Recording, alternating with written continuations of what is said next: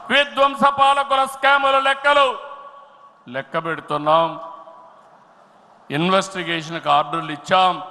తప్పకుండా ఒకటే చెప్తున్నా, ఎవరు అవినీతి చేసినా కక్కిచ్చే బాధ్యత ఎన్డీఏ ప్రభుత్వం తీసుకుంటామని మీ అందరికీ విజ్ఞప్తి చేస్తున్నా. అదే మాదిరిగా ఎన్నికల్లో మనల్ని గెలిపించి అవినీతి పాలకుల్ని ప్రజలు తరిమేశారు. అక్రమార్కుల్ని శిక్షించే బాధ్యతలు మనకిచ్చారు. ప్రజా సంపద దోపిడీ చేసిన వారిని, గాడి తప్పిన నాయకుల్ని, అధికారుల్ని ఉపేక్షించే సమస్య లేదు. తప్పు చేసిన వారికి ఆలస్యం కావచ్చేమో కానీ శిక్ష తప్పదని మరొకసారి ఈ సందర్భంగా విజ్ఞప్తి చేస్తున్నా.